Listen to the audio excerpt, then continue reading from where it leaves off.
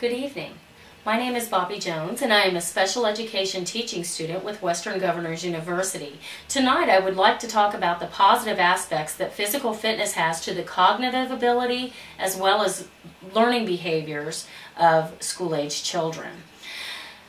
Academic achievement is high on the priority list of all technologically advanced nations, and as such it is imperative that our children are ready to learn and have a positive attitude towards their education.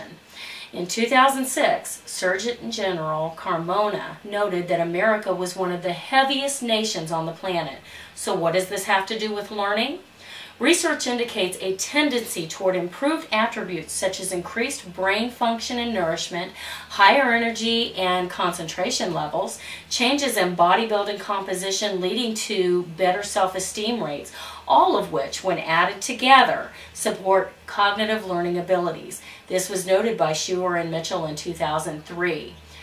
Trost re-verified this point in 2007, noting that 11 of 14 studies found physical activity participation is positively associated with improved academic performance. But then we have to consider other factors. For instance, socioeconomics can play a big part in many households. Some students have had to cut physical education classes out of their curriculum, so sporting events have been placed on a pay-as-you-play model, and for those in the lower socioeconomic status, affordability is a huge problem. Again, we must also consider safety issues of just sending our children outside to play. Predatorial issues are raised in many neighborhoods, and it just might not be feasible for our children to play outdoors. The cost can be high. Vail in 2006 concluded that even short activity breaks are very beneficial, especially for those students who are considered on the lower on-task pupils.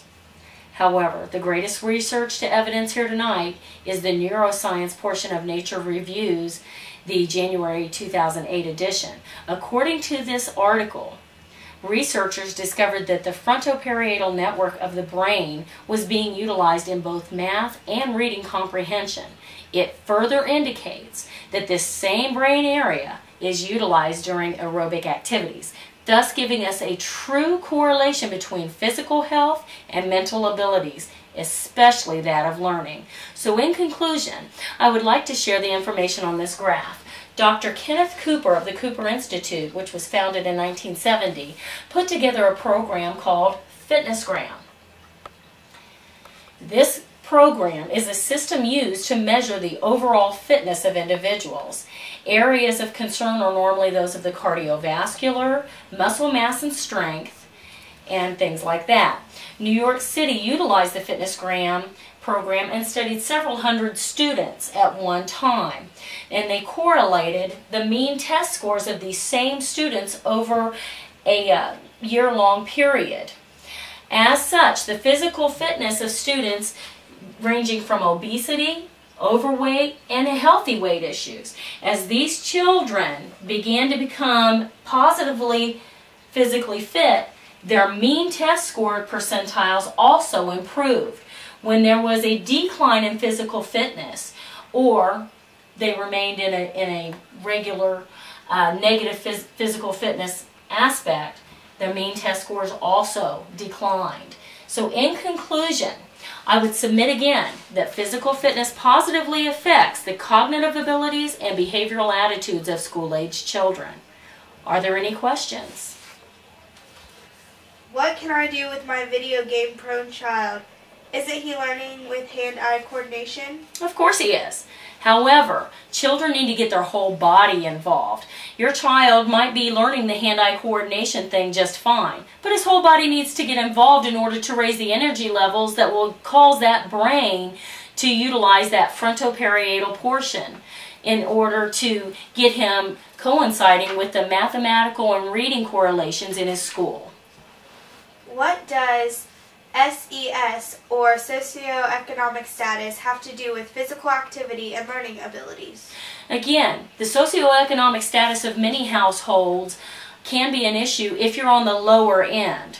Some families just cannot afford to do a pay-as-you-play program. So if schools do not have an open sporting event or physical education activity planned for their students, these kids can lose out big time.